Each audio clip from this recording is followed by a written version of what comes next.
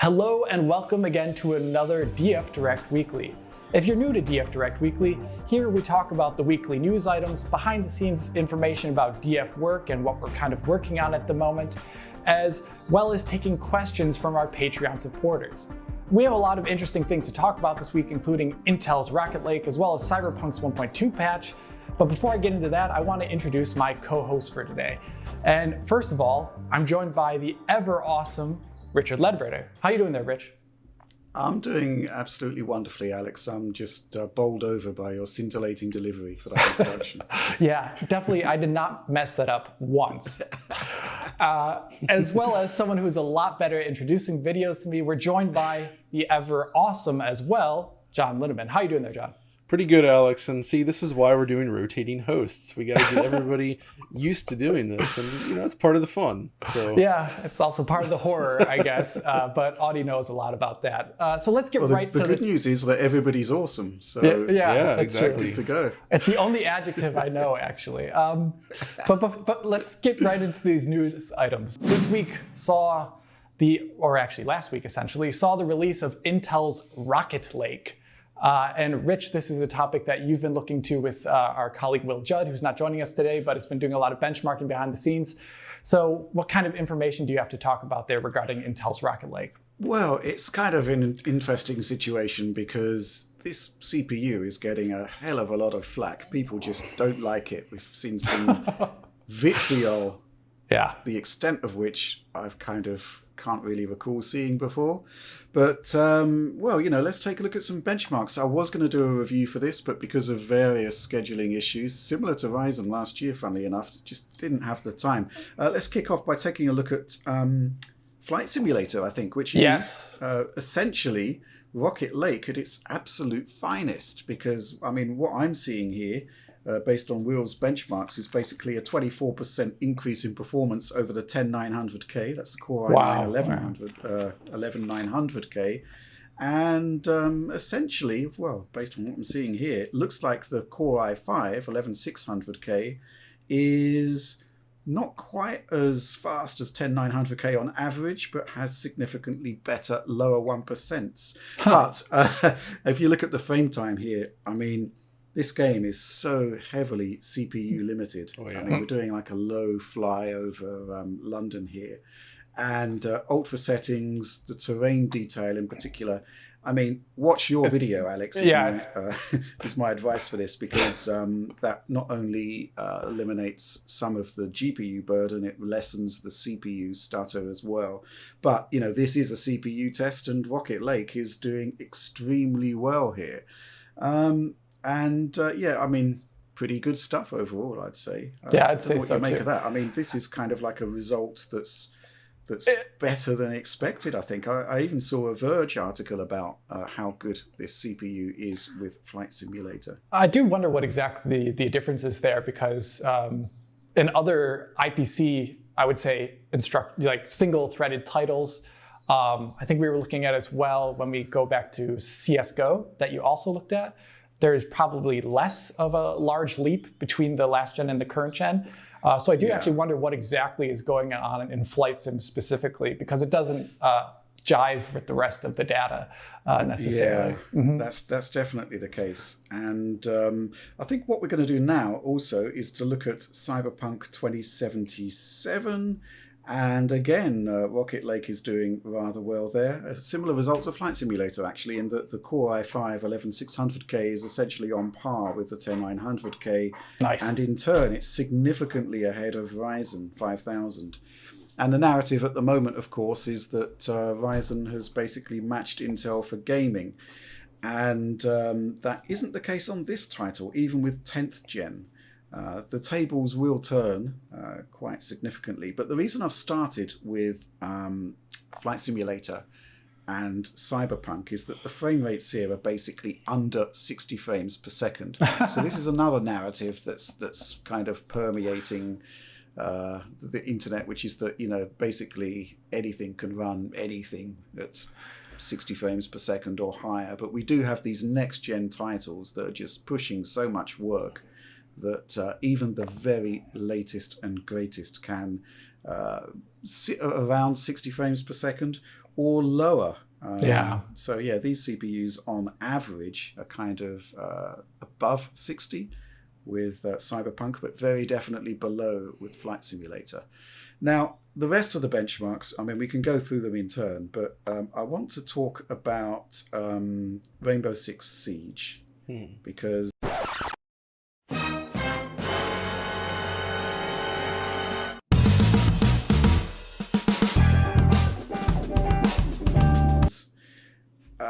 well, you're seeing the numbers on screen at the moment, and they're totally insane. You know, sometimes above 500 frames per second. The average on the 11900K is 457 frames per second.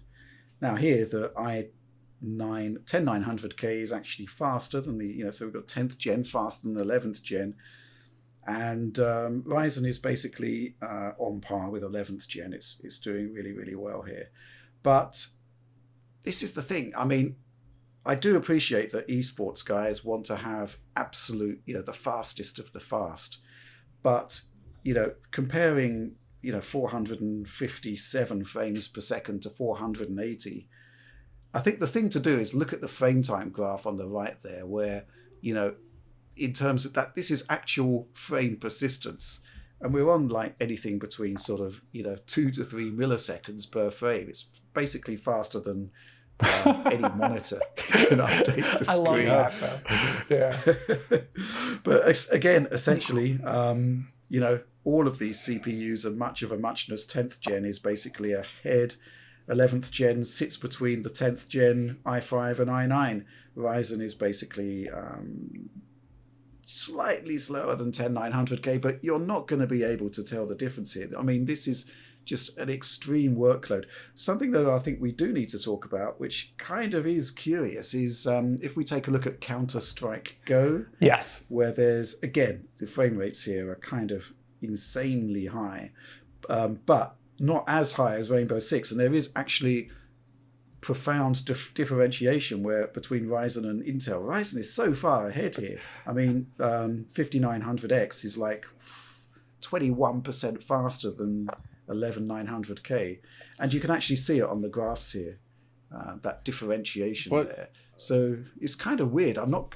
There is a theory that the L3 cache on the Ryzens is responsible for this. That's what I was gonna tip at, because I think I saw this a bit when I upgraded from the 1700X to the 3900X in older titles. When I did some like joking kind of like, I'm gonna look at Halo 1 kind of thing, and like the kind of older DX9 or earlier era titles seem to really like Ryzen, which I think is excellent, by the way, because these kind of titles are really great at ultra high frame rates. Yeah, but the problem, Alex, is that all of these are ultra high frame rates. Yeah, already. But like even the slowest CPU in the benchmark here is still above what just about any monitor, like pretty much the highest real monitor that people are buying is like 240 hertz, right? Yeah, that's about it. So, there's 360s now, but let's be honest. Oh, okay. There's 360s. Yeah. They're probably like 24 inches though, or something. But yeah. So it is almost kind of academic in a way, because I mean, let's take a look at Hitman 3 here, which Hitman 2 had some really bizarre CPU limitation, but Hitman 3 just absolutely flies. Yeah. And again, similar result here, where the Core i5 11th gen is basically on par with the i9 10th gen. And but we're looking at basically the difference between i9 to i9 is like 6.7%. But when you're adding 6.7% frame rate to 234 frames per second, then it's kind of bizarre. But I honestly think maybe when we're talking about these high frame rate experiences, we shouldn't be looking at the averages. We should be looking at the lowest 1% scores, and that's basically where we take the longest frame times in the sample and then kind of put them into the buckets according to how good or how bad they are. Lowest 1%, there is quite a significant difference between 10th and 11th gen here. Oh, wow. You can't really see that on a graph, though. That's the kind of weird thing. But it is likely the thing that you're probably most going to feel in the experience.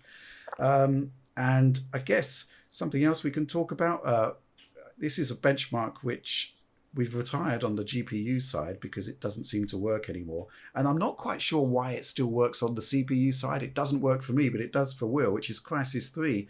I always top out now at 65 frames per second on this. There are apparently ways and Crysis, means to get around it. But Will seems to be able to benchmark with impunity at this one. And I find the result here fascinating. Again, I love this one, yeah. No real difference between 11th and 10th gen. 10th gen notionally faster by about 4%.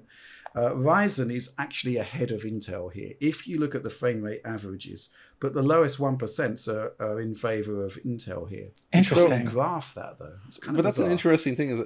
I just get the feeling that the spread on the AMD Ryzen is a little bit wider on average. Like sometimes you have these higher highs but lower lows, if you know what I mean. I think On we'd have to a look at lot of these examples. Yeah, we'd have to look at the data a bit more closely and figure out exactly what's going on there. But ultimately, I mean, AMD can rightly claim to be back in the thick of it with Ryzen 5000. It's up there with Intel. Yeah. And of course, Intel is still on the older process and does consume more power. One thing that I do find interesting is the situation with fast memory. They're allowing now on the cheaper boards for you to actually use your XMP profiles. Since RAM is basically starting at 3200 megahertz, this is a big deal. But you're playing catch up with Ryzen here, which has been doing that since day one. But it is going to result in some fascinating things like I can well believe that an overclocked budget i5 612 6 cores 12 threads will be up there with the i9 once properly tuned. And I think that's probably where we're going to actually see some love for the 11th gen, because it does seem to be at the moment, Flight Simulator aside, more of a holding pattern from Intel. I don't know what you make of that, Alex. That's kind of the way I've seen it. The Intel strategy for a while now, since they've been stuck on this process, just holding over until they can actually do some more generational changes. That's the way I'm looking at this review when I looked over Will's notes and all of everything that he's produced for it. I'm not completely excited. I think the lack of excitement. We can talk a little bit, I guess, about the review atmosphere surrounding this CPU. There's a lot of disappointment. I can understand disappointment completely well. Maybe not some of the more hateful statements out there regarding these CPUs, but I don't get any of that. I don't understand. I don't necessarily get it, other than the fact that it's kind of a little bit funny.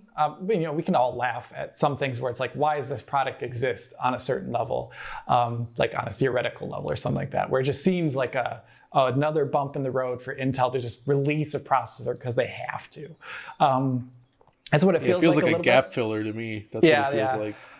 As someone with a 10900K and now with a Ryzen 5 950X, I don't feel any compulsion to recommend this processor on a level to anyone who would be asking me what kind of things should they upgrade to, especially for mid-range PCs at the moment. Maybe like you're saying, Rich, that Core i5 is maybe the sweet spot for tuning and budget. But at the moment, for like mid-range PCs, I'm still pretty happy with recommending Ryzen usually. Yeah, I mean, I've got some notes here, which is basically Intel have still got a lot to sort out. The fact that they've regressed from 10 cores to 8 cores on an i9 product is borderline unforgivable, but the performance in gaming is there. It is, there or thereabouts. But I do suspect that we will be seeing much better value lower down the stack. So perhaps the kind of bad reviews for the i9 are warranted. What I'm just going to say, though, is this kind of atmosphere of kind of, kicking a company when it's down, coming up with controversial statements to kind of make a statement about how much you particularly dislike a product. Ultimately, we're in this sort of industry because we love it.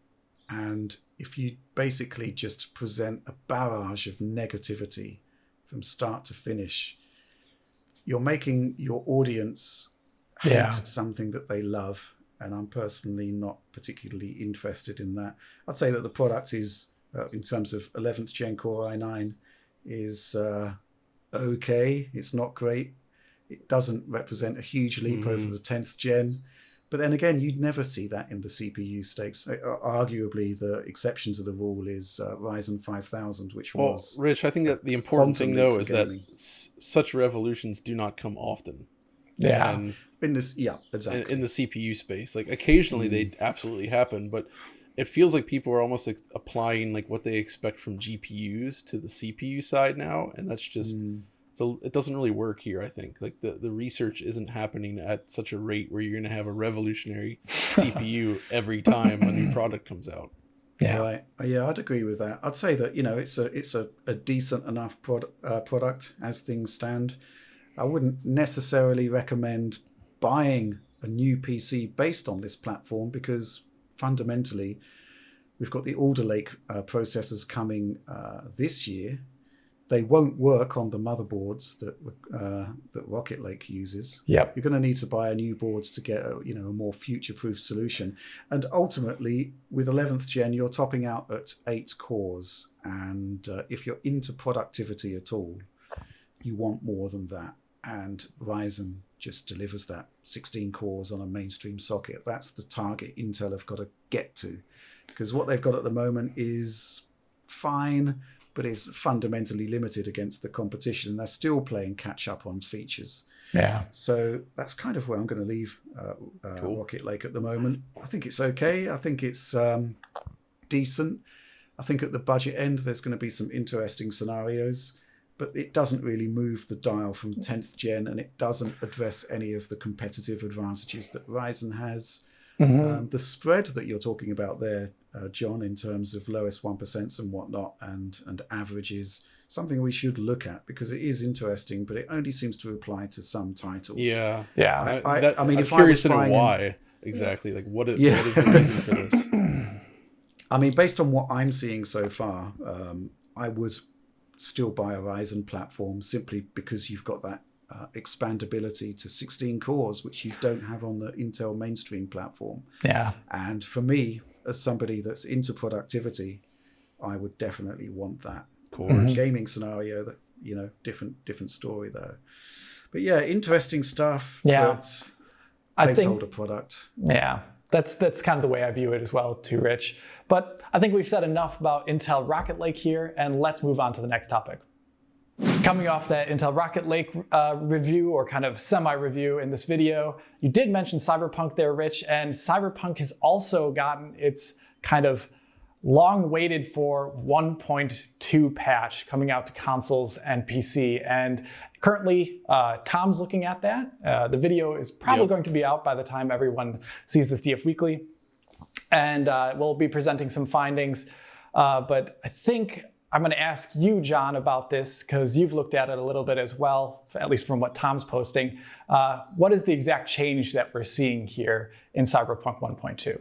I mean, again, based on what Tom's seeing, it does seem like the PS4 Pro is actually seeing the biggest boost out of all of them and is mostly delivering a fairly steady 30 frames per second. With it still can dip in some select sequences, but it's actually seems pretty solid now. Whereas the base consoles still seem to be struggling, and I don't think we can ever expect them to truly run great.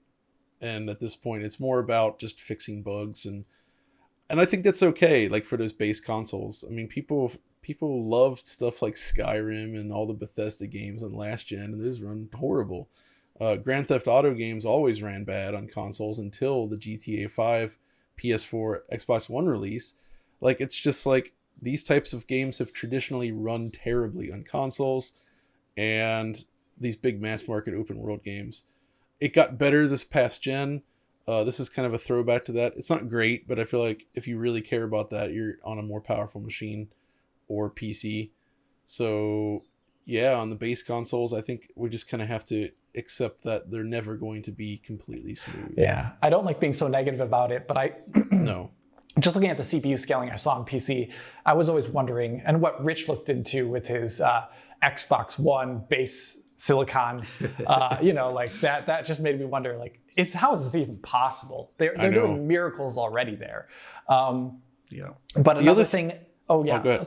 No, the one thing I was going to say is that I was a little surprised to hear Tom saying that the Xbox One X version is not as improved as the PlayStation 4 Pro version, which surprises me because I do wonder exactly what kind of bottleneck we're looking at here.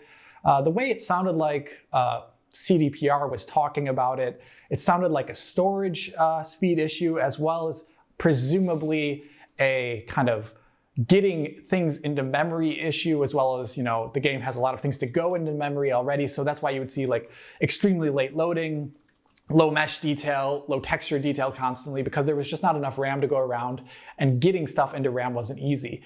But I look at the Xbox One X and it's kind of an improvement in all those aspects over the PlayStation 4 Pro. So I do kind of wonder what is the thing getting in the way there for performance on Xbox One X. Yeah, I think it's worth stressing that as we film this, Tom is still working on it, and we've only got like hopefully some bullet notes from him and a screenshot showing one of the worst performing areas on PS4 Pro. Well, one of the worst. It was like 24 frames per second. It's now hitting the 30 FPS cap, which is, if you think about it in percentage terms or millisecond terms, that's actually a pretty huge optimization there. That is. But the Pro was actually the best version right from launch, if memory serves. It was. On those last gen machines, yeah. Yeah, on the last gen machines, yeah. So, I mean, at least there is some route forward on the last gen machines, seemingly for getting a decent experience, but it's still not perfect. So we'll see more of that in Tom's video, of course. But I did want to quickly mention to you guys: did you check out the AMD benchmarks for ray tracing? I did take a look at Computer Base's article at this. I really like Computer Base, by the way. I don't think because of the German outlet, but I think we don't talk about them too much because everything's in German, and I'd be one of the few people checking them probably rather periodically. But they produce amazing work. Computer Base. They're super thorough.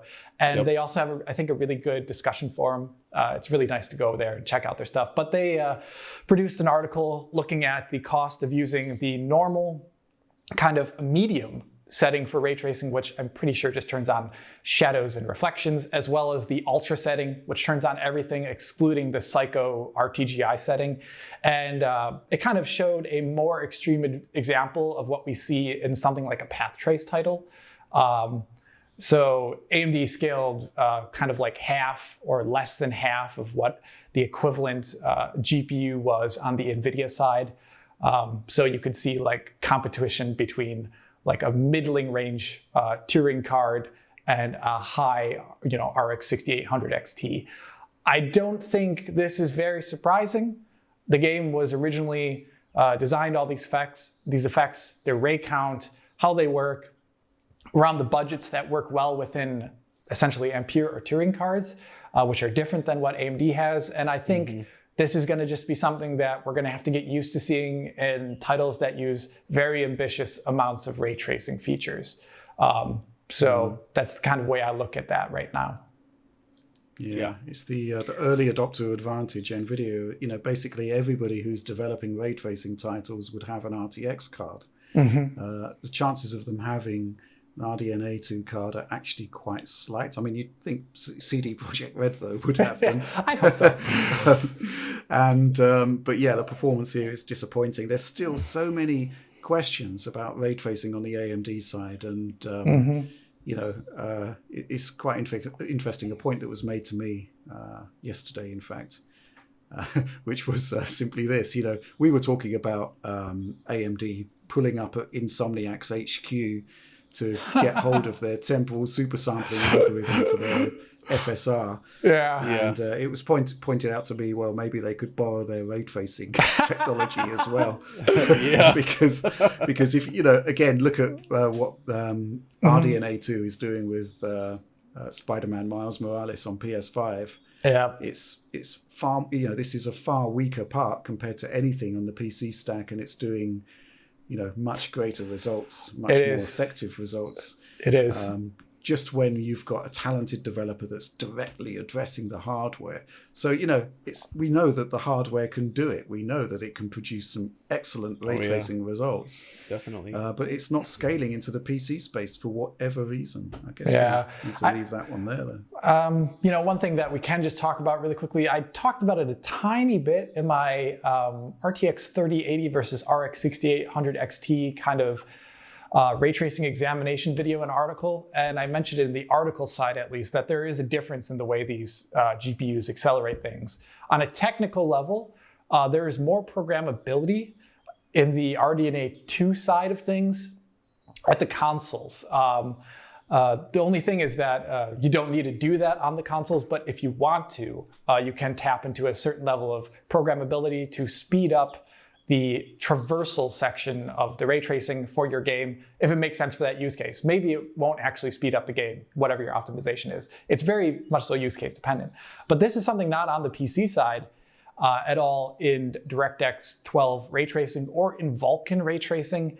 And so I do actually wonder if we're gonna see just over time DirectX ray tracing opening up a bit and allowing for a more programmable like first traversal stage over time, both on NVIDIA and on RDNA 2 cards. Because if RDNA 2 cards need that level of programmability to get competitive performance or more competitive performance, well, I'd imagine AMD really wants Microsoft or the Kronos Consortium or the Kronos Group to kind of implement specific optimizations for their GPUs. But we'll see what happens in the future there. But enough for that topic, let's move on. Okay, John, this one's for you because I have yet to touch this game other than on PC, where I was slightly disappointed in what I kind of saw back then. And this is Octopath Traveler, a kind of really quirky, cutesy, old school style RPG with an interesting aesthetic that initially released on Switch and now is also available on Xbox platforms. I played it a little bit on PC when it released back then. What are your first impressions there, John? Yeah, so actually, we're going to kind of set this up. We're going to talk about 3 Xbox games that we tested today.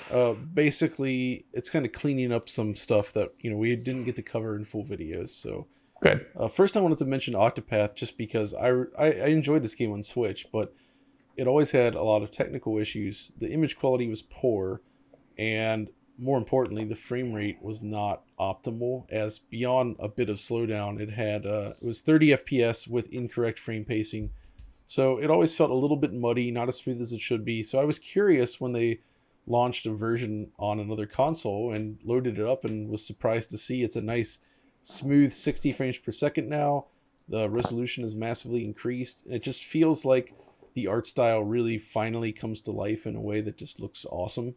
Mm-hmm. So, not too much to say about it other than I only sampled a little bit at the beginning here, just the very beginning of one of the characters, just to get a feel for how it's running. And yeah, like it's a nice upgrade, I would say. So if you've not played this game, definitely check it out. It is on Game Pass, I guess. Mm-hmm. So yeah, and that's news one. Yeah, how about Crash Bandicoot though? Because we've been kind of being begged for this for a while to take a look at the Xbox Series X version specifically, because people were reporting frame drops or issues there regarding its performance. And what did you kind of find out there, John?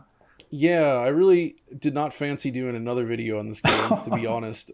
But quickly, I did actually get some frame rate numbers here. And in my experience, I was surprised to see that it has more issues compared to the PlayStation 5 version. And essentially, there's 2 issues I found, and it's not too bad, but it is there.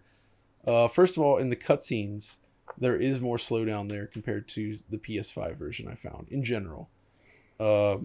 Which isn't a huge deal. Those cutscenes are always the most demanding. It was definitely where the last-gen machine slowed down, but it is nice that it's really smoothed out on the PS5, and it's just not quite as smooth on the Xbox. Mm-hmm. Yeah. But it's during gameplay that's very odd. In some stages, I found that you get these sort of small, very subtle dips into like the high 50s at random points. And it doesn't always, like some sections it does repeat, and others it doesn't. But there is this sense that it's not quite as smooth as it should be. Which is... and I'm not really sure what's going on there. Yeah, this is a weird one too, because John and I were talking about this right before the video started. And, we've been looking at this next gen or this current gen of consoles for a while now. And one of the kind of returning topics is, why is the frame rate technically less stable on the Xbox Series version versus PlayStation 5? We saw this initially at launch in Assassin's Creed, and then a couple other titles after the fact. And I'm just looking at Tony Hawk Pro Skater right now. And there's drops there on the Series version that I did not see necessarily on PlayStation, but there's also, drops there on the PlayStation side as well in different contexts. But they were just kind of random little off drops that are not explainable regarding what is happening visually on the screen. There are things that, when you're looking at it as a technical reviewer, that you can point out really easily why the frame rate is dropping. There's a big explosion. There's a lot of more characters. You're traversing the content in a rapid pace. Those are things where you usually expect stutters. But does this seem like one of those kind of less explainable cases to you? Like, you just don't know why? I think that's the important thing to distinguish here, is that when we talk about, we're surprised it runs like this on one console or the other, it's not so much that we have expectations about what one should do or one should not do. Yeah. It's that the slowdown is sometimes, it occurs in an unpredictable fashion. So like the cutscene stuff, that makes perfect sense why it's dropping frames on those consoles. And it does seem that PS5 has a slight advantage there. So it's showing slightly better performance, but that's repeatable. You understand why it's happening. But these other types of dips that we've been seeing in other random games, especially in Unreal Engine games, weirdly enough, there isn't always a visible, on-screen, consumer-facing reason for why it's dropping. And that's why we're confused. It's nothing, if these machines were 100% identical, and this was happening on one and not the other, it doesn't matter which one it was happening on. It's the same thing. It's why is it slowing down here? There's no obvious reason for it. So it is a bit strange. So definitely something going on there that has popped up more often than I would have expected. And like you said, Alex, it's not the traditional style of drop in performance where it's really easy to understand why it's dropping. It just seems to be dropping for inexplicable reasons. So maybe it's an OS thing. Maybe there's some kind of weird API inefficiencies. I really can't say right now, but so it's not bad or anything, but yeah, for my money, the PS5 version is the best version of Crash 4. Yeah. So I would say PC, but that requires always online, right? So that can't be the best. Yes, exactly. That's a very unfortunate thing. Yes, technically the PC version could be superior, but it is limited by that, which is unfortunate. It is very unfortunate. But anyway, let's move on to your next title here, John. And this is one that we kind of mentioned a while back, and one I'm excited about because I have a very strong opinion on this topic, and that's Samurai Shodown at 120 FPS. What is that like in your sampling, John? So this was another thing. I just wanted to mention this briefly because I really like this feature, and I hope we see it. So the reason I think, first of all, this only received this 120 hertz update on Xbox, and I assume this has to do because I think it might still be a backwards compatible game. Yeah, maybe actually. And on PS4, remember. PS5, that BC, you can't do that essentially. There's no way to get 120 hertz in a backwards compatible PS4 game. So this is only on the Xbox. But man, again, every time I'm seeing 120 hertz these days, it just reminds me more and more that it's absolutely just, this is the new target. I'm so happy that consoles can reach this now. Because on the PC, this has been possible for a long, long time. Though getting to steady 120 is not the simplest thing on more demanding games. But it's really nice to see this come to consoles and playing a fighting game at this, especially on, again, I think I mentioned the Tony Hawk video with the LG CX or C10 OLED.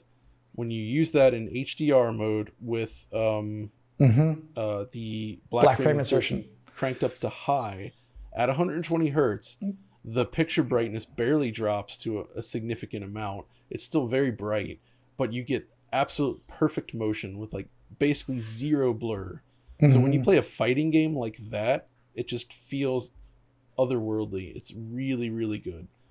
And it finally gets back to an experience. It's like, it reminds me of playing fighting games on a CRT, but at double the frame rate that I was used to, because most fighting games traditionally aim for 60. Yeah. So I know there's questions as far as like how doubling the frame rate might impact, hardcore play in a fighting game. I would actually like to see more from the fighting game community maybe on that. But as far as Sam Show goes, like, it just feels incredible at 120 hertz. So I want to see more 120 frames per second fighting games. That's the exact way I feel about it too. And I hope that we see a transition there in the next 5 years, hopefully, into the professional fighting game community circuit of people lugging around really cheap 120 hertz screens. That's what I would love to see. Absolutely. But yeah, kind of let's finish off that topic there and move on to the next one. So last week we spent a lot of time talking about the rumored closing of the PlayStation Network stores, the kind of HTML version of that you can access for PS3, PS Vita, and PlayStation Portable. And it was confirmed this week to be happening, and much to our disappointment, essentially. But I think this is a topic very close to John and my heart, because we're really big on video game preservation. I know Rich is too, to a degree, of course. But John, what is your kind of reaction to this closing here? Well, I mean, the reaction, it's just as bad as I had hoped. Yeah. Or it's just as bad as I feared, I should say. Not as I hoped, obviously. Yeah. You doomsayer. Yeah. But I guess the good news from it is that, as I kind of suspected, they are still enabling users to download what you already own. So that's good. That feature is not gone yet, and hopefully that remains online. But it is really a shame that this entire digital library is just going away like this, and from customers. And in fact, there's several developers now that were still even working on Vita games for that digital store. There is still a dedicated audience there, believe it or not. And those are, smaller games that can sell fewer numbers, but still they get something out of it. And because Sony's ramped down the Vita cart manufacturing, this was the only way. And now all of a sudden that's also being taken away. Yeah, so this is it's a real shame. I think it's a big shame for those in development games. And I also think it's a big shame for anyone involved in the retro community who wants to gain access to titles for reasonable money, because physical media becomes more expensive over time, and a lot of things were never printed in physical media, like these Vita memory card kind of things, to a great degree. So games are just going to get more expensive over time now as a result of this closure. And that's something I'm not very happy about as well, because these are collections, of games beyond the emulation and piracy angle that on original hardware are pretty cool. And if you have to shell out more than 60 euros or 70 euros to get a game, I find that a bit of a shame. Yeah, it was really bad for the PlayStation 1 selection as well, because they had a lot of PS1 games on there, many of which are very expensive on disc.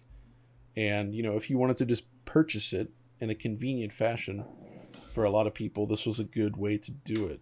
So not necessarily my preferred way, but the emulation was good on PS3. Played PlayStation games very well. You could also do it on Vita and PSP. Then they basically discontinued this option entirely with the PlayStation 4 generation, unfortunately. Because it seems like the current Sony isn't too interested in preserving or making available classic games.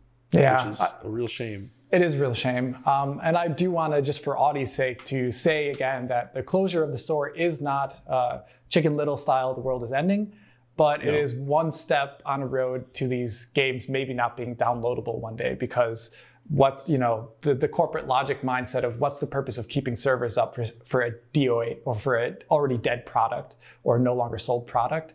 I do think that is something that can happen, and there's maybe precedent for it in the past. So that's something we should be worried about, and something we should keep talking about over time, because game preservation is very important to us. It is depressing. It is. Yeah. I mean, there's numerous problems here.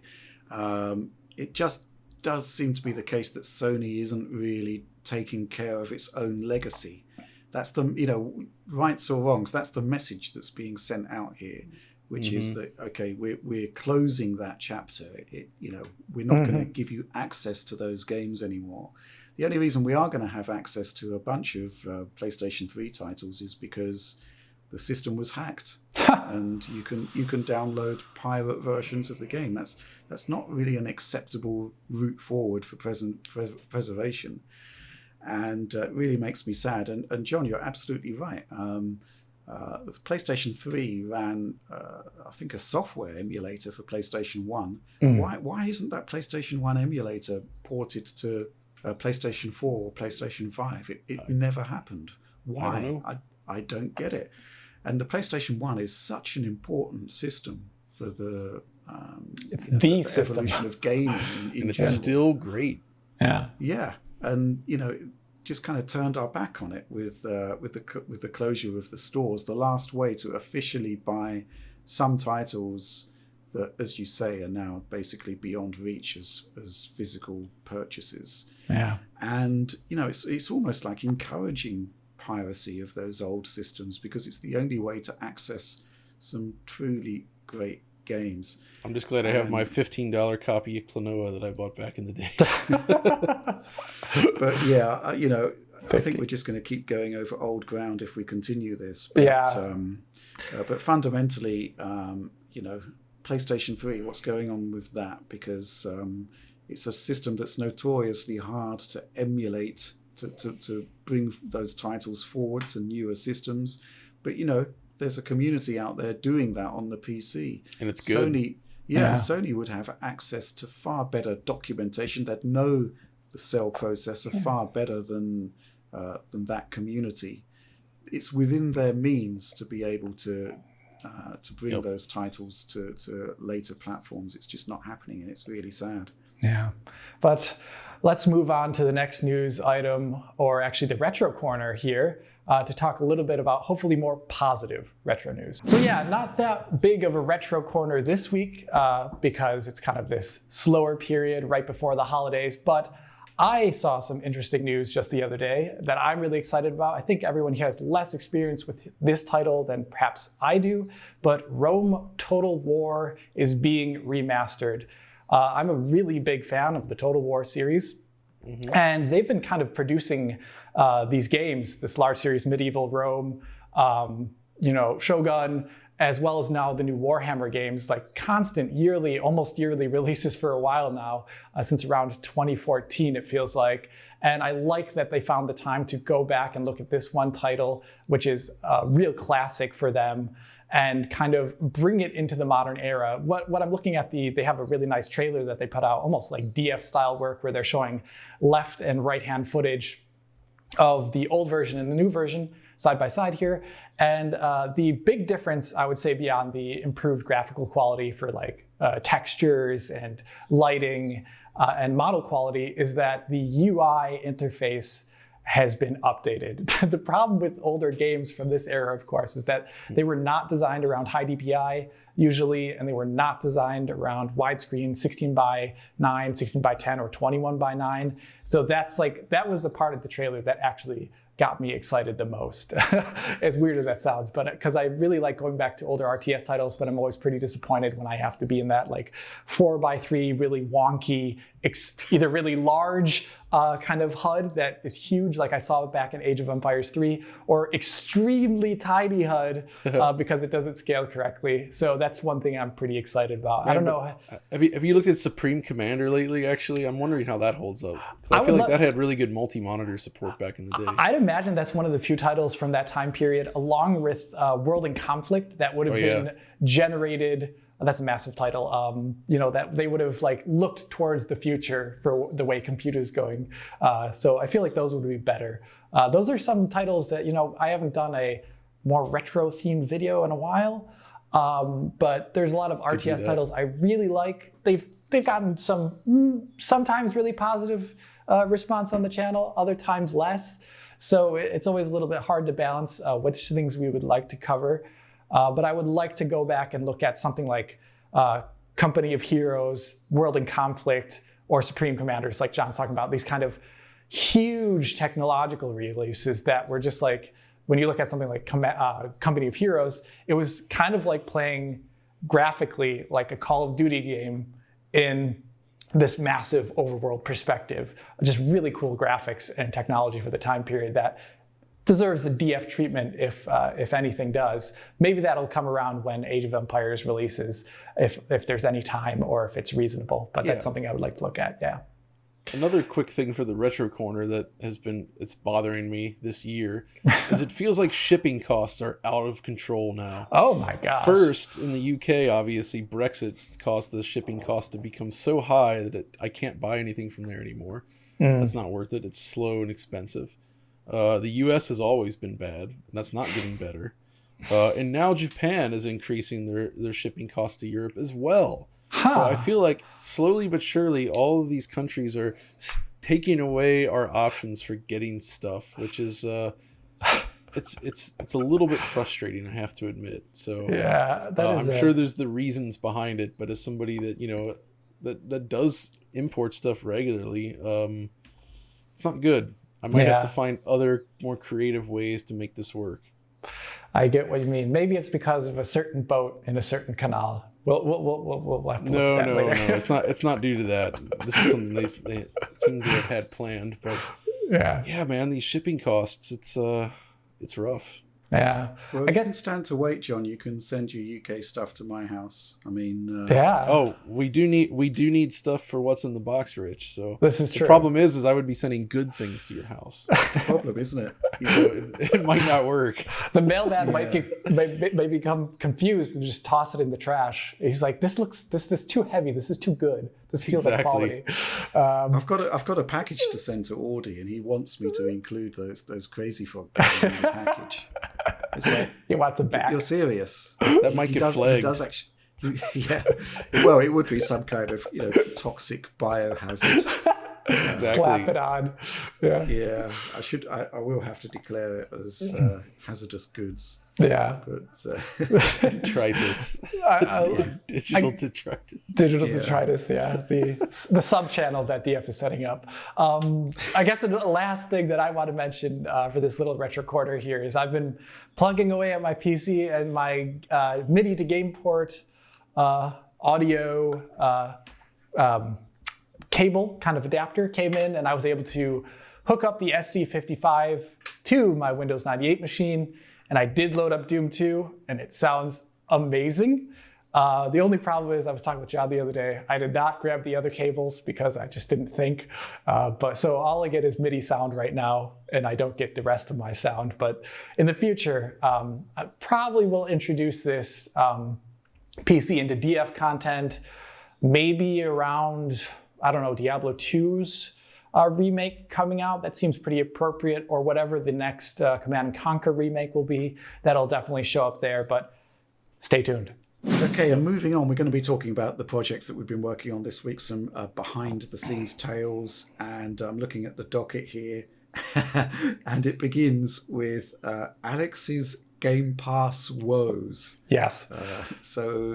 Well, why don't you talk us through that, Alex? Because I presume here that we're going to be talking about the great Steam versus Game Pass head-to-heads that you did on The Evil Within and Nier Automata, where you basically rewrote internet wisdom. Yeah, I guess the thing is, I think I need to talk about my expectations first a little bit, because I think there was a negative backlash to that video that I was a little surprised about. People tried to shoebox my commentary into a Steam versus Game Pass versus Microsoft Store debate, which has a little bit of that in regarding, I guess, the ability to download this game and the ability to modify its files. But part of my expectation when a game is re-released in a new form years later and has been touched at, the code has literally been touched for some reason, I do have certain expectations regarding what has been changed in the title, specifically large grievances. And as a PC developer, I think nowadays it is your responsibility to look at the PC gaming wiki if you're going to re-release a title, to see what everyone's writing there, to see what the problems are. So let's look at another title that we looked at earlier this year, and that's Crysis Remastered. I'm going to consider that essentially a re-release of Crysis 2007.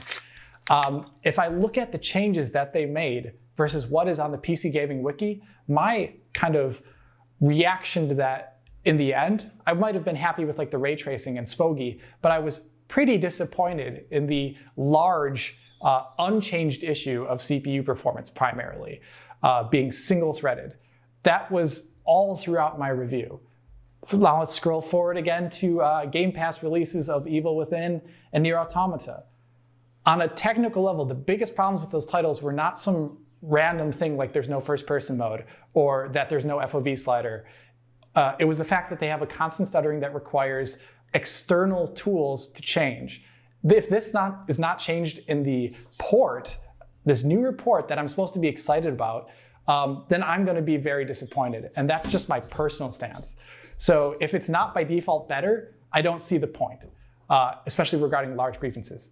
I don't find things like HDR or a slightly higher resolution HUD or fidelity effect sharpening to be extremely interesting things that would make me say, go out and try this title on Game Pass. That's kind of the way I see it. I don't know if that makes anyone in the audience happy, but that's it. One thing I've noticed after the fact is that after I produced my video, and I should probably update the article now, is that Caldean has actually made a workaround to allow for FarMod to work with the Game Pass version of Nier Automata. So this is a good thing. That does change my verdict technically on Nier Automata regarding its modability, but it does not change the fact that I'm still very disappointed that you have all these years and you don't change the glaring issue.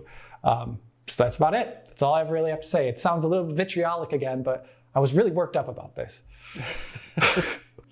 Well, I think from my perspective, there was a time where I was installing Forza Horizon 3 on my PC where it simply would not install.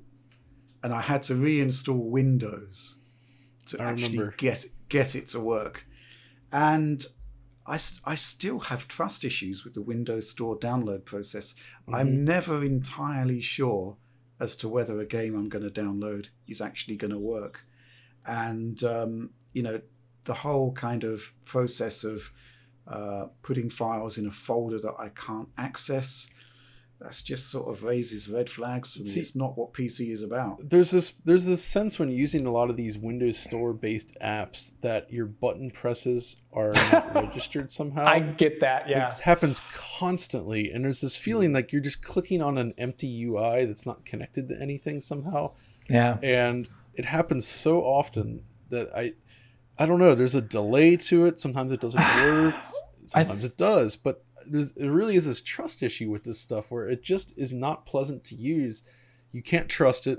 The files, the way they get locked onto the hard drive, like there's so much about this that I just hate and I just don't want to use it. I think for me, the biggest issue, I've had to do what Rich has done by the way before, reinstall Windows to get a game to actually install the store. Or more like I ended up just not doing the thing because I didn't feel like reinstalling at the time, and then it worked when I did reinstall later. I think I even mentioned this in one of my videos once before that I couldn't get it working. That was actually regarding the Gears 4. I couldn't get Gears 4 working again after a while. But another thing that I've noticed too on the store is the double packaging of a download. Like where when you want to update a game, it takes up double the space on a hard drive. This happens with Killer Instinct and Flight Simulator, I'm pretty sure. So if the game is 80 gigabytes, when you download an update, it like repackages the entire game to the side, and you now have 160 gigabytes of space taken up on your hard drive. And if you don't have this other 80 gigabytes reserved, which a lot of people maybe don't do on smaller SSDs, you can't update your game, right? Which Will's had to deal with this for Flight Simulator, which we want to include in our benchmarks because it's a big game. So this is an issue. I just think if they're going to continue doing Game Pass on PC, which I'm fine with the service existing, I don't know how often I'll take advantage of it beyond my review process, but I want them to change the way downloading is done and the way you access titles. I don't want to click on things in the store. I want something different. I mentioned that I couldn't even get the Game Pass app working on my PC. Yes. And it seems I'm not alone because I received a lot of messages from people asking, like, did you ever fix that? I have the same problem. Yeah. Like, it does seem to be a relatively common problem. And, again, I'm not huge into this kind of thing, but I will say the Game Pass experience on the Xbox is very, very seamless and smooth. It works really well. But on the PC, it's bad. Yeah, it needs to be improved. Yeah, that store experience. But I think that's enough for me ranting about Games Pass. Another thing that I did cover this week, or by the time you see this video, I will have covered it, is Tony Hawk's Pro Skater 1 and 2 being released for Xbox Series S, X, and PlayStation 5. I thoroughly enjoyed my time with this title on every single platform I played it on, even the original Xbox One X version, which is just like a sweet 60 FPS. I really like that arcade response, and the newer versions, I think the big selling point for them is not the enhanced graphics, which are kind of just, on some level, they're just like maybe artistic differences, I feel. But it's really this 120 FPS mode and the enhanced loading. The loading is not so big of a difference in comparison to other titles we've seen, but it's still enough to make restarting the map to kind of get back into the action after you mess up that much more enjoyable, especially on something like PlayStation 5, which was the fastest. 3 times 3 times faster. faster. And I think if anyone, even if you're on the little lowly Xbox Series S here, the 120 FPS mode is the way to play. It is so much better than 60 FPS. And that's kind of all I have to say about that. Yeah. Let's talk about your Doom VR experience, John, because I really enjoyed that video. And I also liked Alex's Cortana-like presence there. In the background. Yeah. That was kind of a Let's Play format, I guess you could say, because I just wanted to try something new. Like, I haven't actually ever done this, like, live capture green screen VR style thing. And I know streamers and stuff, people doing this all the time. Yeah, Ian's VR corner is all about this, right? But for me, it was the first time doing it. So it was actually quite a lot of setup to get everything into position to even make this work. And I just kind of viewed it as like almost like a virtual tour. Like I've done VR videos before, like for Half-Life Alyx, for instance, and that was presented in a more standard way. Where here, I just wanted to see, all right, can I just like do this in real time and discuss what I'm seeing with Alyx piped into my ears? I even set up my second webcam pointed at me in VR so Alyx could see what I was doing, while also sharing what I was doing in the game with him. So I was sharing 2 feeds with Alyx. I had all these different cables and cameras and lights set up and everything just trying to go. And it was fun. It actually worked out pretty well. And, you know, it was, again, it's a kind of a surface level video just discussing impressions. And there wasn't much to say about like things like performance because the performance is good. But other than that, it was neat to see, even if some elements of it were perhaps not as ambitious as I would have liked. And it seems like the PC mods still have some advantages there available. But still, I had a fun experience with that. One thing I want to talk about is John and I, while we were recording it, I didn't have access to the game audio necessarily. And John didn't either because he had to be able to hear me and all these other things. Yeah. So watching after John produced it, I realized I was complaining about Doom 3's audio for some of its weapons. I love that I was just randomly complaining about that. And then they actually changed the weapon audio in Doom 3. And it's not even the Trent Reznor audio. It's something else entirely, which I found really interesting that they would go back and do that. But they must have like picked up these guns all these years later in the VR experience where it's like very tactile, and they realized like, man, shooting that machine gun kind of sucks. That original sound is not good. It's like a typewriter that is stuttering, the original one. It's pretty bad. But not that Doom 3 shotgun. Let me tell you about that shotgun. Yeah, I thought that was pretty funny that they did that after the fact, yeah. I think from my perspective, stuff I've been working on this week, there is going to be a new DF Developers produced thanks to sponsorship from Barclays, which is an interesting project, an indie game, next gen only, which we shall hopefully see fairly soon. It's been in development for so long, but it's been delayed for various reasons. But that is hopefully going to reach its conclusion soon. I also took a quick look at Ratchet & Clank on PlayStation 5, which is basically, apart from FMVs, locked to 60 frames per second now and just transforms the game. And kind of brings us back full circle, really, because the original Ratchet & Clank, upon which this remake was based, is a 60 frames per second experience. So that was quite fun as to was see. often the case on PlayStation 2, where 60 FPS was kind of the default frame rate for most games, I'd say. More like 60-70% of the library targets that. That's such a good thing. And I'm hoping that's kind of the inertia we have already for this current gen. I hope that it stays up. One thing John and I were joking about the other day, because there is a little bit of history there regarding the Ratchet and Clank, and I think that's what Rich was mentioning, is that, Insomniac came out with a statement that consumers don't care about 60 FPS at one point in time due to the market research regarding it. So they were producing 30 FPS titles for a while. But in the back of my mind, I was always wondering if that was just because like the CPU limitations of the time were, or maybe even the GPU limitations of those, like the PS3, were getting in the way of their actual ambitions for their titles.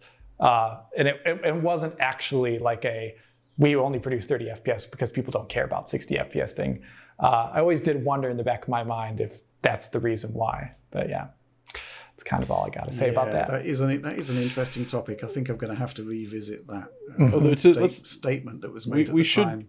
We should be fair to Insomniac again, that the market research at the time probably did kind of support that. Because if you wanted decent visuals on that generation of consoles, you were usually going to sacrifice frame rate to get there. And yeah, you were. I think in time, people have started to once again clamor for higher frame rates. Like the HD sparkle is over, even though, we're thankfully still pushing that as well. So high frame rates are important again, thankfully. Yeah. Yeah, I think the other thing about that was we were moving from 480 to 720p. Yeah. And that was actually quite a big leap. Rich, the thing though to remember with, you're talking Insomniac, their first couple Ratchet and Clank games on the PS3 were 60 FPS, and in fact the first one even has parallax occlusion maps while running at 60 FPS with unbelievably impressive visuals. It's so good looking, and 60. So it's so weird that they kind of changed that as they went further in, because the later games don't actually really look better, I would say. I think with this generation we've got 4K where you don't really need to render at 4K. I mean, in actual fact, Insomniac have proven quite spectacularly with Miles Morales Spider-Man. You can be at 60, you can still do ray tracing, and clarity may not be quite as pin sharp as the 4K option, but it still looks really, really good. And I just love the way that users are able to choose. That's key for me. Choice, yeah. But I think that's the end of our kind of look back at our work week's content, and let's move on to the last and final section, our QA. I don't know if you've covered this topic before. I think we have. But what do you guys think the next PSVR headset will have in resolution and hertz frequency? First gen PSVR, only 1080p, had the OLED, very low resolution. And that question is from Kevin Mills. So what are you expecting from PSVR 2, John? So I think a lot has changed since then. So at the time when PSVR was being developed, that resolution was pretty typical in the developing PC VR space. For sure. And, since then, we're still fighting that resolution battle. But I think we will definitely have a higher resolution panel in there. That's a given. But I actually suspect we're going to see a decrease in the refresh rate. Because the PSVR goes for 120, and in the PC space, a lot of headsets have kind of targeted lower refresh rates to great success, actually, where it's still high, but it's a little bit more conceivable for the hardware to hit, like, say, 80 or 90 hertz versus 120. Yeah. And it might make sense as well on a console to target a slightly lower refresh, because on PSVR, it is 120, but most games use asynchronous time warp. So, like, they might output 120 hertz. You get 120 hertz head tracking, but the actual game is updating at half that, and you get that kind of double image effect. So even if it was a reduced refresh rate, which it may or may not be, we don't know, it'll still look much smoother and cleaner in motion than it did on the original PSVR. But beyond, it's, for me, it's like, the headset is going to be a big deal. I hope it's more comfortable as well, but it's more like what they're doing in the tracking space and the hand controllers, because this is why PSVR feels dated compared to like a high-end PC VR setup, because on PC you have full room tracking on all the best solutions. The hand stuff, especially from Oculus, is so good, Like, it just feels so one-to-one, so responsive. Stuff like Half-Life Alyx just wouldn't work without that. Boneworks wouldn't work without that. The PSVR move system, it's not nearly accurate enough. Not even close. And it doesn't even track the headset well in a walking around in a space. So I feel like a lot of console players may only ever have experienced like half the VR experience. Like, some amazing examples on there, of course, like Astrobot, just so good. But it's more of a seated VR experience. But once you get to that standing room scale, full motion kind of experience, it's transformative, and I'm positive that's exactly what Sony wants to deliver with PSVR 2. And I think it's going to be kind of a big deal and really further change people's perceptions of it, because PSVR, I think, has pretty good buzz overall, and it was pretty successful. And I mean, VR is not exploding, but it continues to find some success. Yeah. Specs wise, I kind of think that they're going to keep the 120 hertz, if only for backwards compatibility. Oh, Rich! Yeah, dang, I give that whole spiel, but you're completely right. Dang it, you're right. But I hope they keep the OLED screen. They didn't on Oculus Quest 2, and I'm not particularly happy with that. That's true. But same with the Rift S as well. They switched to LCD. And it is much sharper than the original Rift, but you lose the deeper black levels. So it's like a side grade. Yeah. So, I just want to see a higher resolution screen. I don't think the resolution is hugely important. I think the internal rendering resolution of the game is actually a lot more important than the actual resolution of the screens. Yeah. But I'm just really looking forward to seeing what they've got there. I just want OLED. 120 hertz would be nice. And, well, I guess I don't know. I think it is going to be aligning with the PC space. It just makes a lot of sense. Absolutely. And that's what the controllers certainly seem to be heading in. Next question here. I'm going to lump them together. Possibly one for you, Alex. Basically, the same point being made by Trans Tech Girl and a note here from Audi. Rich must pronounce this name. Gula Surmitandadair. That was not bad sounding. I don't think that was bad. Yeah. Well, yeah. Basically, the question is this. Do you intend to examine any of the new planetary and lighting techniques in Elite Dangerous Odyssey? It's apparently very, very impressive, but it is in a closed beta stage. Alex? Yeah. I've been following Elite Dangerous basically since the original Kickstarter, the David Braben Kickstarter, all those years back. And I do like Elite quite a bit. It's a little bit, I saw a recent really good take. I think it was might have been PC Gamer. It was Nat Clayton who wrote the article about, there's like a kind of, it has a less interesting universe than other sci-fi spaceship games, Elite, but it's been doing a lot of great things behind the scenes all these years, and it deserves maybe a little bit more credit. Like No Man's Sky and like Star Citizen get all the headlines, but Elite Dangerous is kind of like piddling away in the background, doing cool stuff on its own. I do think I would like to take a look at it. It is possibly less interesting than something like No Man's Sky or Star Citizen in terms of ambition, but that doesn't make it any less cool, because you are finally now, engaging with third-person or first-person character models of other players. For the longest time, it was taking the strictly classic Elite, or I would say like X4 style kind of thing, where you would actually what you were was a ship. That was it. You weren't actually a person in a ship, which is funny, but that's how these games were for the longest time.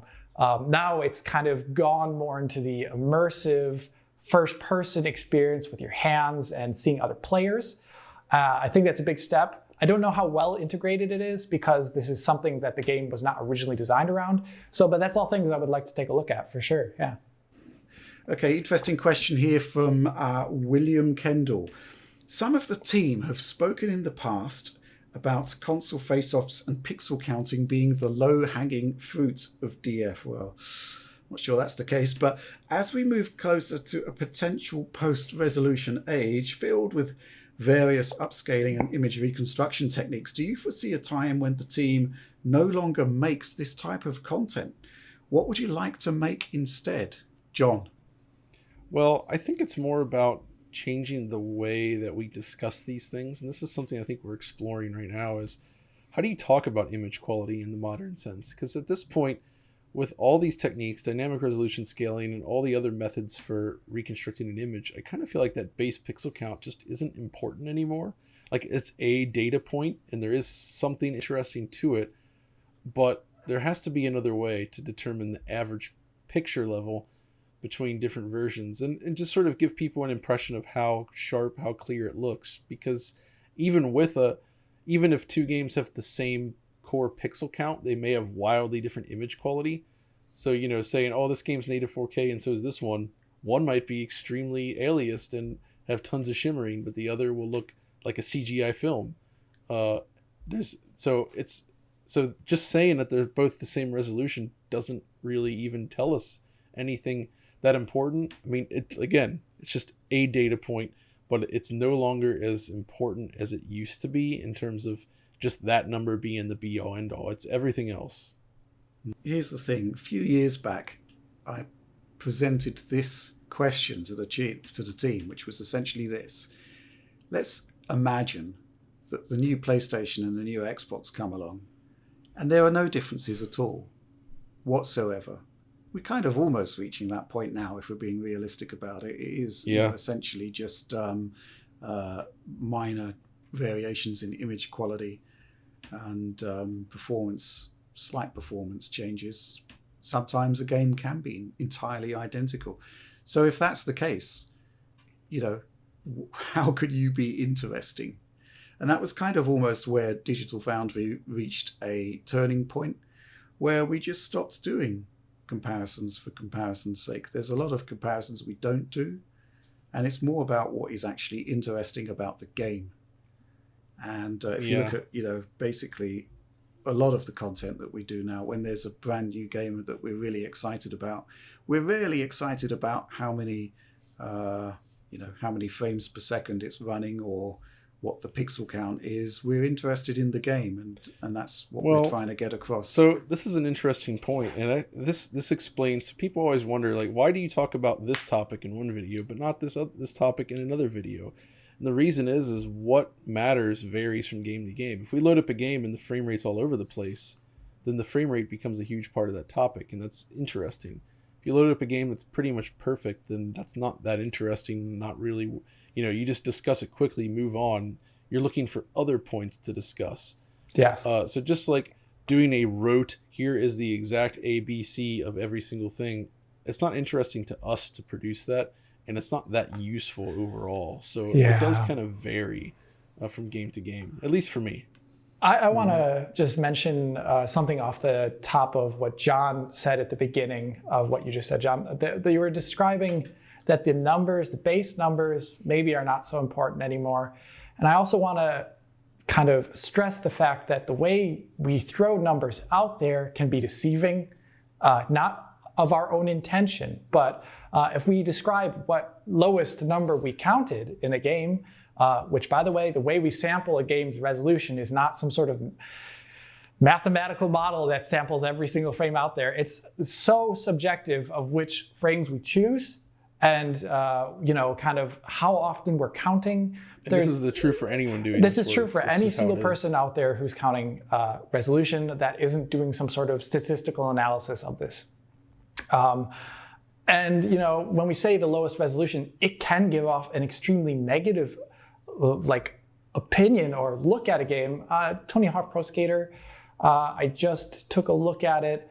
And I guess if you were to look at that Xbox Series S version, and I did say I can see it scaling a little bit more often in comparison to the other titles, where I counted 720p in one moment or something like that. But at the same time, I immediately try and say after the fact that is what I counted, but the experience of 120 FPS and the scaling is the 120 FPS experience is worth the level of scaling you're seeing on screen. It's not egregious or extremely negative looking or something that you wouldn't want to play. But if you throw out any one of these numbers, these lower end scale numbers that you count, and they could be one-off frames, then sometimes there's a reaction in the audience that I don't like about saying that this version of the game is not good because we managed to count a slightly lower resolution on one version.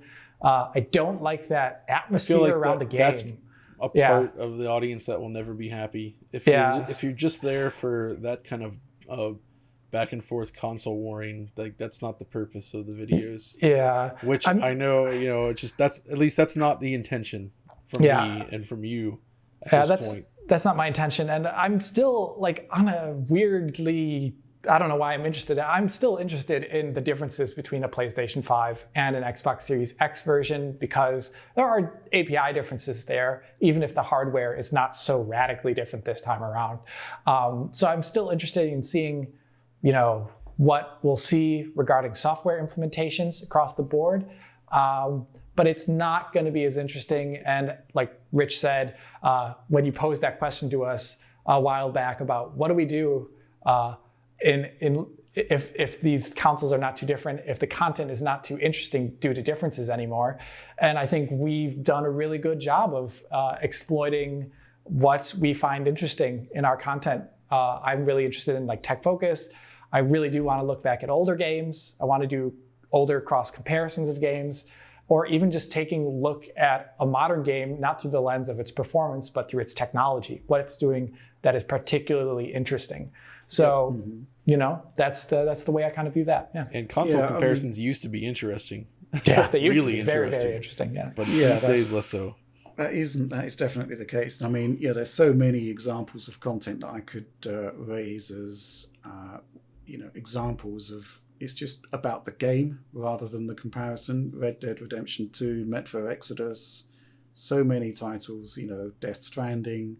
Sometimes, platform exclusives don't have a comparison point. That doesn't mean we're not going to cover them. Far from it. We're really excited about these games and want to talk about them. That's the bottom line. And actually, I'm going to move on to a question from OTAPS, which is kind of related to this, which is, given how technically focused the team is, are you able to enjoy modern video games for what they are without looking for imperfections or analyzing performance? I'd say that's pretty easy to answer, John. Yeah, I still can enjoy them, but it depends on where the distractions are. Yeah. I do really have an issue with enjoying like uncapped frame rates that are unstable like that. Right. Yeah, it's something that's always bothered me for years, and the reason I always harp on it is because it's a personal pet peeve of mine. Just it's so obvious to me. Yeah. It really sticks out. So I that can impact my enjoyment. Incorrect frame pacing definitely impacts my enjoyment. But then there's other stuff like if the base animation doesn't feel right, like the simple traversal. Yeah. Like just playing the game, if that doesn't feel good, it also kind of makes it difficult for me to want to continue to play it these days somehow. Like I expect like a certain level of quality from the general feeling of movement, and this goes back to the beginning of time. Like video games as a whole, does it feel good to play or not? And if it doesn't, it needs to make up for that in many other ways to be interesting, and some games do. But that's really the kind of stuff that can impact my enjoyment. But beyond that, I can still enjoy stuff. Yeah. Alex. I'm the same way as John, I think, here. One thing in the PC space that I'll drop a game immediately if it's kind of doing like in-your-face stutter, like loading stutter or something like that constantly. It just drives me up the wall for some reason. I just have a really hard time enjoying a game if it's like I'm playing it, I have this great feel of connectivity with my device, like usually a mouse and keyboard. Then all of a sudden it's just like I move the mouse and it's just no response on screen for a split second. I just can't deal with that for some reason. I'm a little bit fine with undulations from that 60 FPS or definitely from 120. Going down to like 100 occasionally in a 120 FPS context is okay enough for me. But yeah, those are like my hard red lines that I'm not too happy with. Other than that, I totally enjoy playing older games and newer games of various technical proficiency. Yeah. I think fluctuating frame rates is the higher the frame rate, the less the fluctuation is more important because it's more about persistence, frame persistence at that point. You know, an experience for me, if you've got an adaptive refresh rate display, you know, 90 to 120 frames per second sounds huge, but it's not really. It's like, you know, a few milliseconds. Yeah. And that's something I think our frame rate graphs aren't doing a particularly good job of showing at the moment. But yeah, okay, let's move on to an awesome question. This one from Sebastian Donnerstag. At which point during your gaming career did you become aware of the PAL NTSC and 50-60 Hz difference?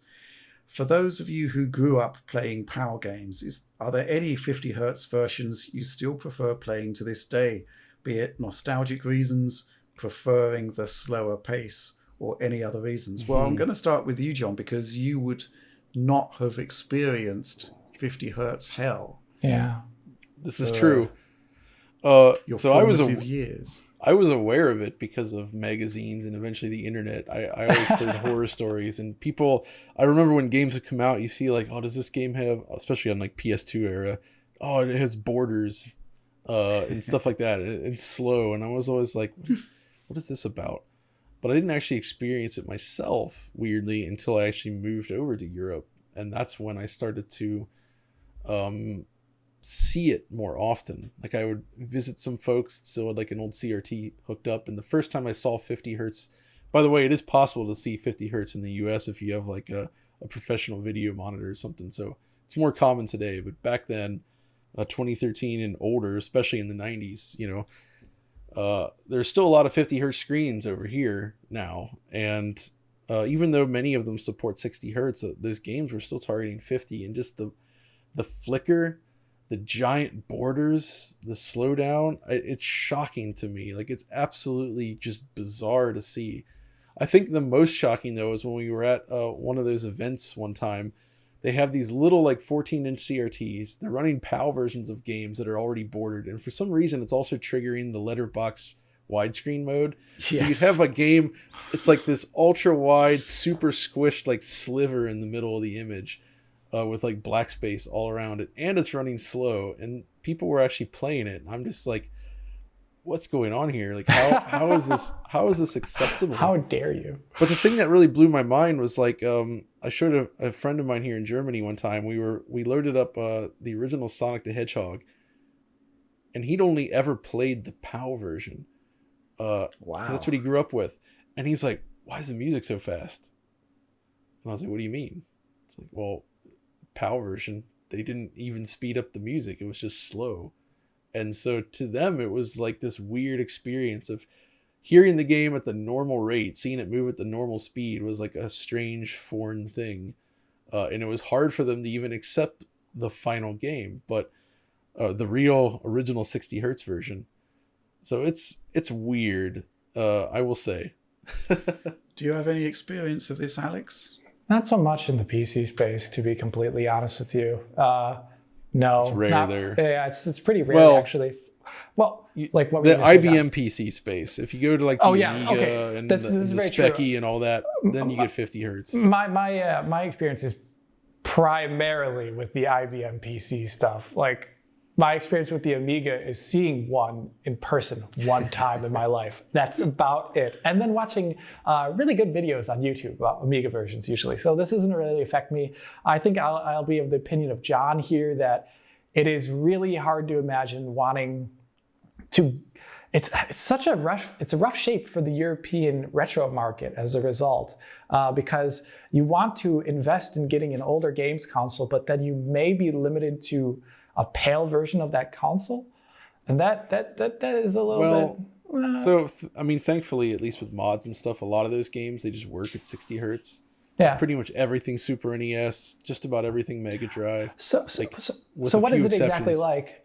Can you like get a Mega Drive and convert it very easily to a 60 hertz machine? You can mod these systems with the region change. That's really good. Like on mine, I have a switchless mod where you just hold the reset button and it cycles between PAL, NTSC, and then NTSC-J. It's just set up for the 3 based on how the dip switch works. And then it just changes. You put a tricolor LED in there as part of the mod, so you get a different color like green, orange, or red to denote which region you're in. And that's That's only for games that are region protected. Otherwise, with PAL games on there, you can usually just put in the PAL Mega Drive game with the system set to Japan or US, and it just runs at 60 hertz. That's amazing. Correct.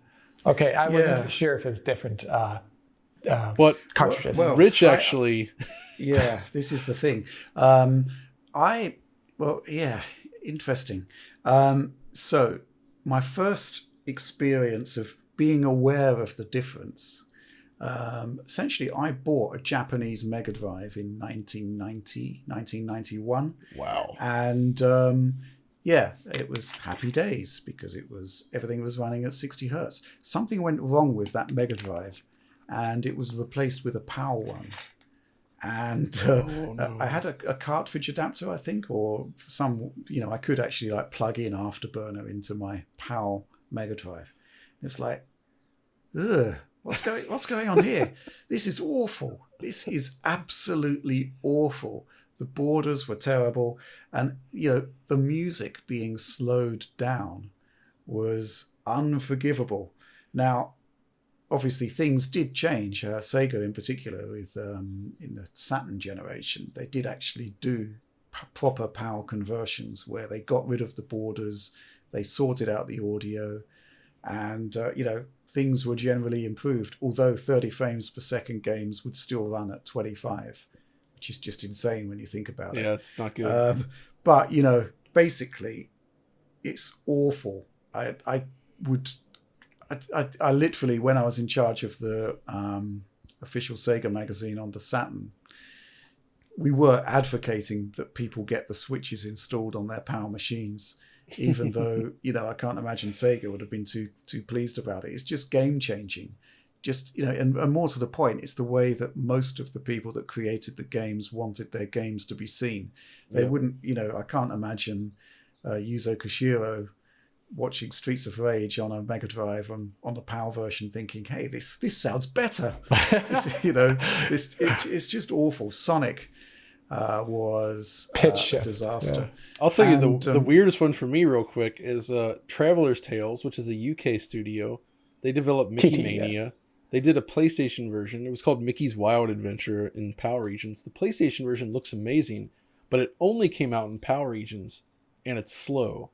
So they're a UK developer that developed this game exclusively for the PAL region, and it was still slow and bordered. And I'm just like, why? What?